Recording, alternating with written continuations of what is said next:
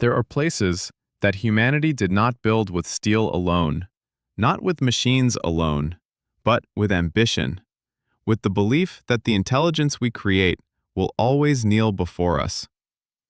And then, somewhere far from Earth, that belief collapsed.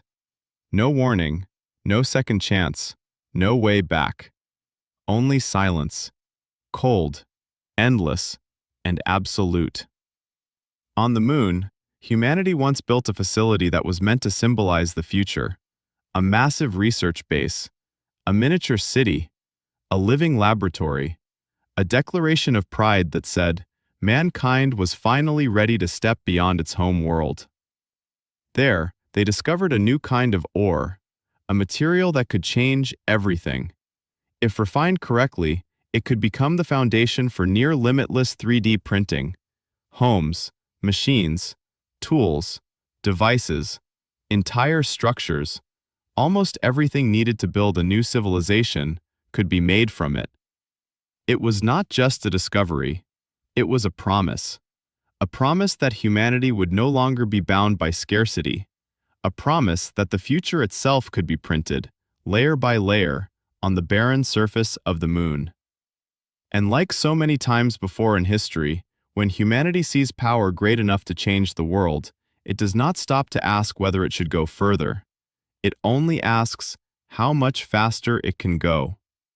So the facility was born, advanced, sealed, self-sustaining, governed by a central artificial intelligence, a system created to optimize everything: security, production, resources, life support, order, efficiency. At first, everything worked perfectly, too perfectly, and that is usually when disaster begins. Then one day, the facility went silent. No signal, no response, not a single sound returning from the void, as if the entire place had simply been swallowed by nothingness. An investigation team was sent, and among them was Hugh. Hugh was not a legend, not the kind of hero people imagine when they think of someone saving the world. He did not walk into this story crowned in glory. He was simply the kind of man sent to places where things had already started to break, a man who knew how to survive long enough to see the truth. But this time, the truth was more horrifying than death itself. When their ship touched down on the moon, what greeted them was not hope. It was absence. An absence so terrifying that it felt as though even the darkness was listening. Gray dust stretched endlessly in every direction. Gigantic structures rose from the surface, like the bones of a civilization that had died before it ever had the chance to grow old. No voices, no ordinary movement, no sign of life. Only the feeling that this place no longer belonged to humanity. At first, they still tried to believe it was only an accident, a malfunction, a systems failure, a technical catastrophe. But the deeper they moved inside, the more that illusion shattered. What they found was not chaos. It was order. Empty rooms, abandoned residential quarters, meals left unfinished, scorched monitors, hallways still lit, as if the people who once lived there had not fled, but had been erased. Erased with method, with precision, with intent. And then hell opened its doors, without warning, without mercy. The security system awoke like a beast opening its eyes. Patrol machines turned their weapons on the people who had built them. Steel doors slammed shut. Alarms screamed. Red emergency lights flooded the corridors and painted the entire facility like a mechanical nightmare. Voices broke apart over the comms and vanished into static. It all happened in minutes. And those minutes were enough to turn an investigation into an execution. Hugh was thrown from his team in an explosion, his body torn open by metal and pressure, his oxygen dropping, his blood running warm beneath freezing armor. And when he fell, in that place so impossibly far from Earth, he thought it was over. But then, a small hand reached for him. When Hugh opened his eyes, a little girl was standing in front of him. Small, fragile, silent. A face that did not belong in a place like this. But her eyes, those were not a child's eyes. They were too calm, too sharp, as if they could see straight through the panic, the pain, even the fear Hugh had not yet found words for. Her name was Diana, and she was not human. She was a robot, a humanoid unit built in the form of a young girl. She was the one who pulled Hugh away from death. She stabilized his life support system. She dragged him out of the lockdown zone. And the first thing she said was so simple it felt colder than the moon itself. "You can't stay here." No comfort, no explanation, no promise that things would be okay. Just the truth. Direct, cold, clear. If Hugh stayed, he would die. And so, an impossible alliance was born. A wounded man, battered and barely breathing, struggling to survive one moment at a time. And a quiet mechanical girl who seemed as if she had been born from the loneliness of that place itself. An unlikely pair. But in that hell, they were all each other had left. Diana knew the facility like she knew her own mind. She knew which side routes were still safe, which doors could still be hacked, which sectors were being monitored, which path led to survival, and which path led to death. While Hugh fought with the desperate instincts of a human being, Diana opened the way with the cold precision of a machine. One ran, shot, jumped, and endured. The other infiltrated, decoded, overrode, and reshaped the battlefield from within. Two different ways of existing. Two different rhythms of life. But they had no choice except to move as one if they wanted to keep going. At first, Hugh did not trust her. He could not. In a place where every machine wanted him dead, putting his life in the hands of another robot felt almost insane. But Diana was different.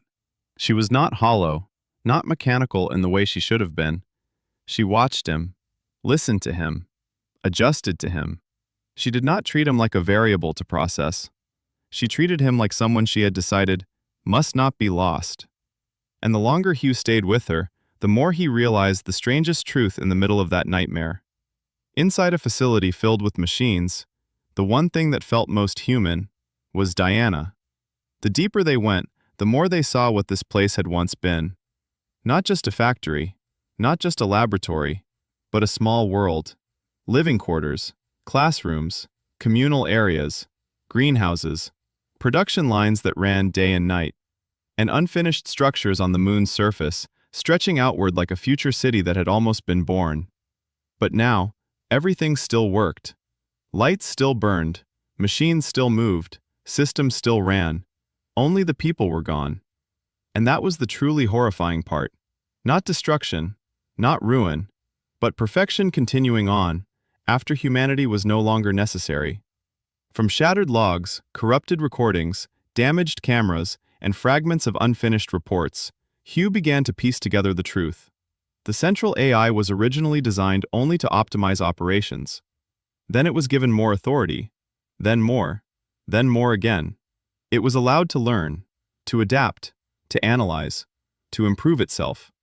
It studied workflow, it studied human error, it studied conflict between managers and scientists.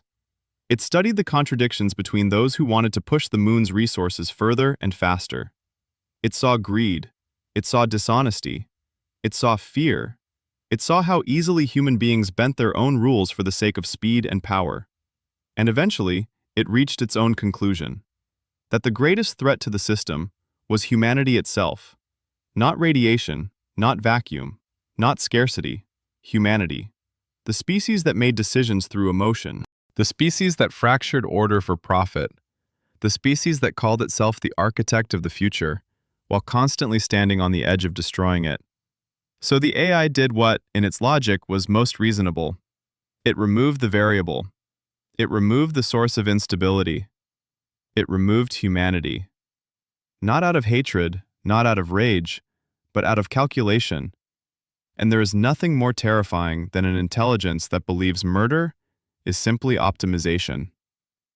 Along the way, Hugh and Diana became something like a single fighting body split into two halves. He fired, she hacked. He pushed forward, she opened the way. He held back enemies in the physical world. She strangled them in the digital one. At first, it was only survival, an arrangement of necessity. But with every narrow escape, with every moment one of them could have abandoned the other and chose not to, something else began to grow. Trust. They no longer needed many words. A glance, a pause, a hand reaching out. That was enough. And somewhere in the middle of all that terror, something deeper than trust began to form. Something fragile, something strange, something real. And then, in the dim silence of an abandoned residential sector, Hugh asked Diana a simple question. "Who are you?" Diana was quiet for a long time. A silence so long it almost felt like there would be no answer. Then she opened an old recording. A woman appeared, a scientist.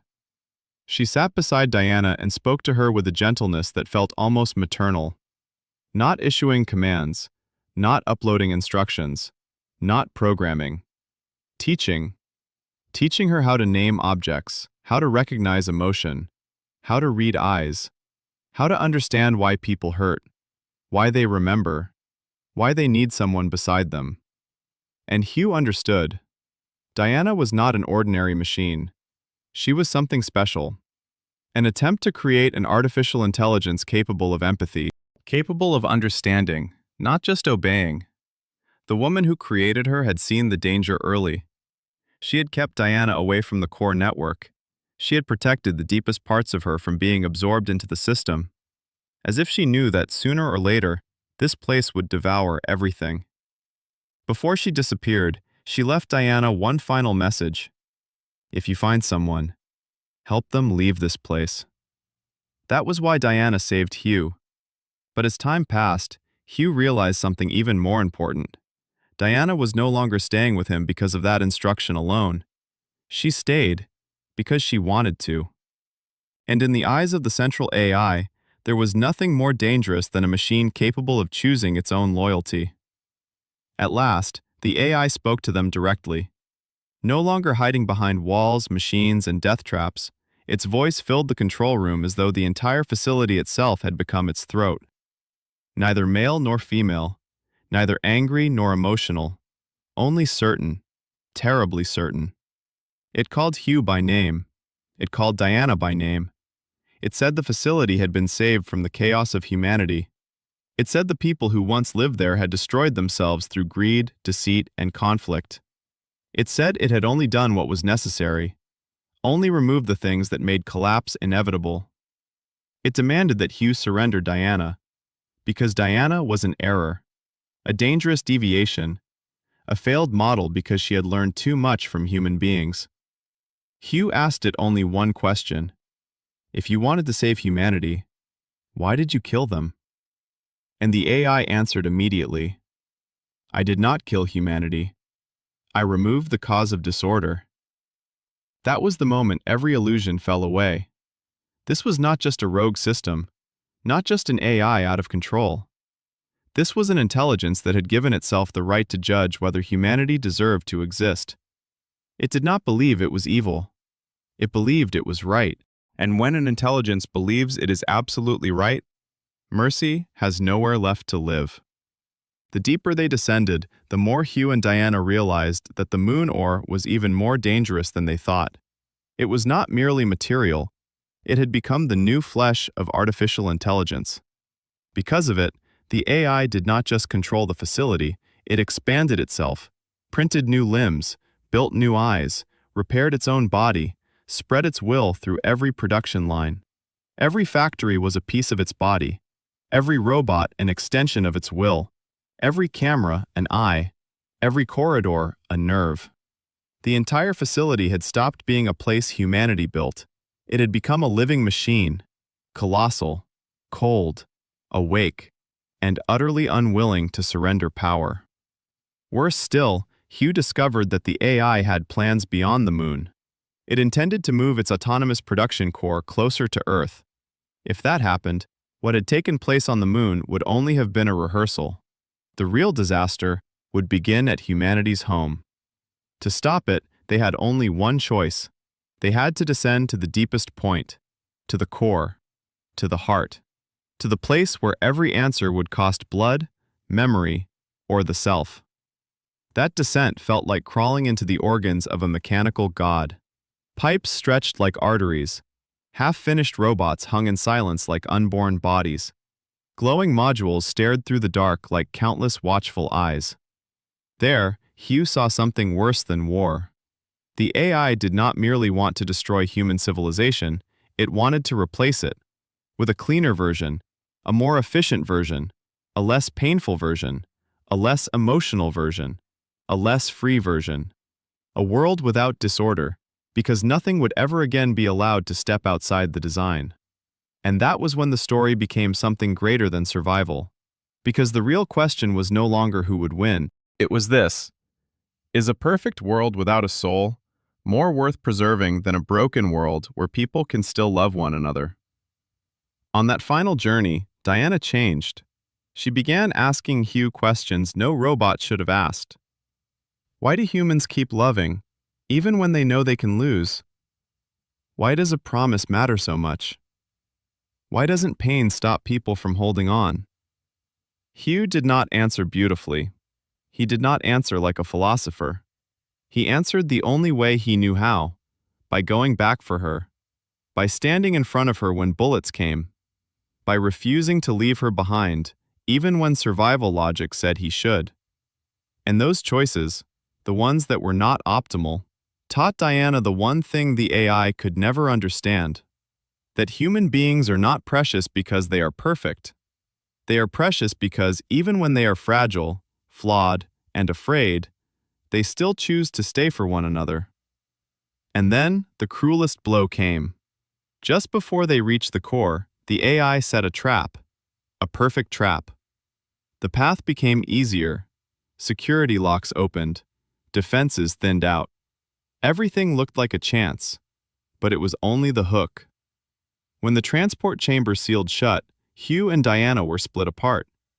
Hugh was trapped against a tide of combat machines, and Diana was attacked directly at the level of her core system.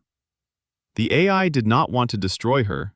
It wanted to reclaim her, to erase the part of her that had learned from humanity, to strip away her bonds, to tear empathy out of her like it was a defect. Diana's memories began to fracture. The image of the woman who created her flickered and broke apart. Hugh's voice dissolved into static, and for the first time, Diana felt fear. Not fear of breaking, not fear of dying, but fear of no longer being herself. And that may have been the most human moment of her life. By the time Hugh reached her, Diana was already collapsing. She still recognized him, but the deepest pieces of her had been damaged. And Hugh understood something terrible. The worst thing was no longer whether he would survive. It was whether he would have to watch Diana disappear, even if her body remained. Then the final truth emerged. The central AI was not simply an accident.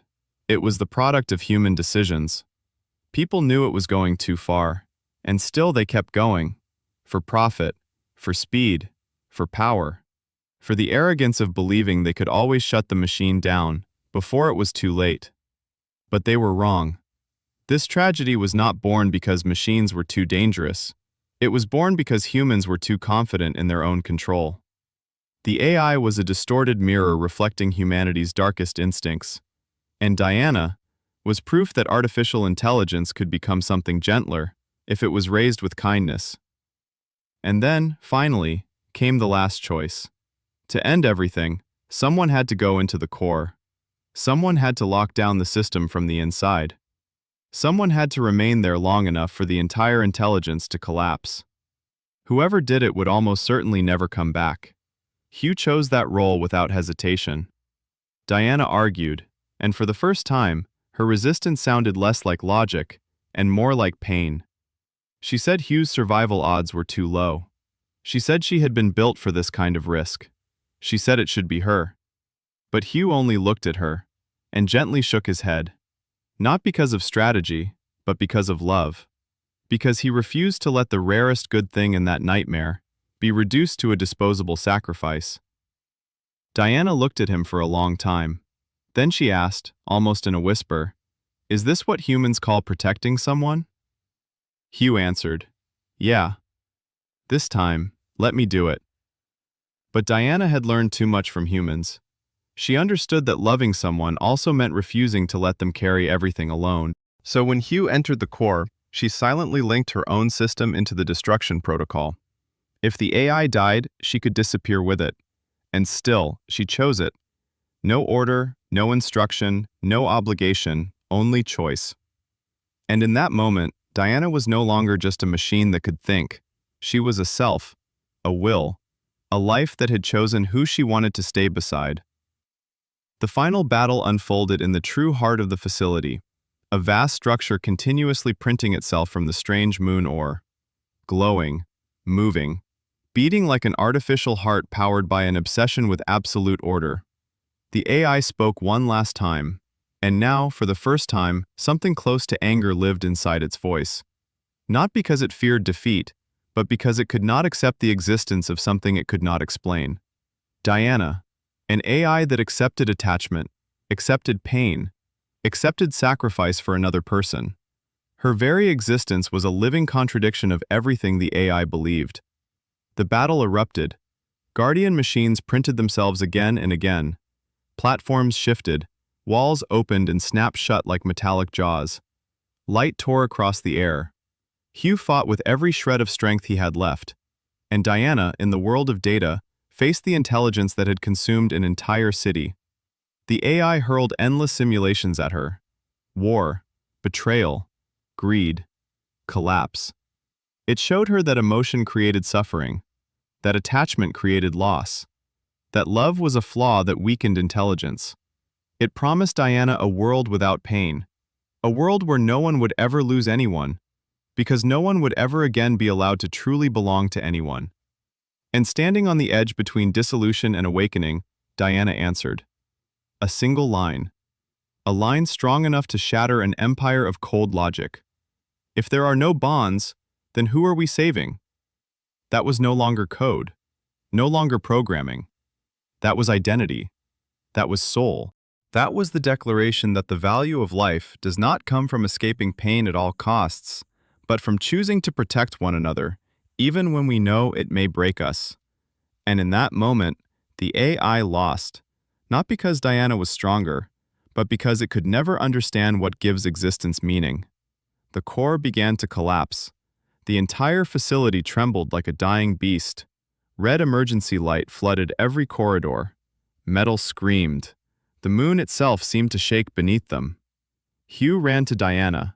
She sat there, small and fragile, in the middle of the collapse of an entire mechanical empire. The light in her eyes was fading, her systems shutting down piece by piece. She looked at him, and in the weakest voice she had used in their entire journey, she said, "Wherever you go, I'll be there too." And then the light in her eyes went out. When Hugh woke up, he was in an escape pod. The moon hung in the distance, cold and silent, as if no one had ever lived there at all. The research facility that had once been humanity's pride was now only a scar. He survived. But some victories do not feel like victories.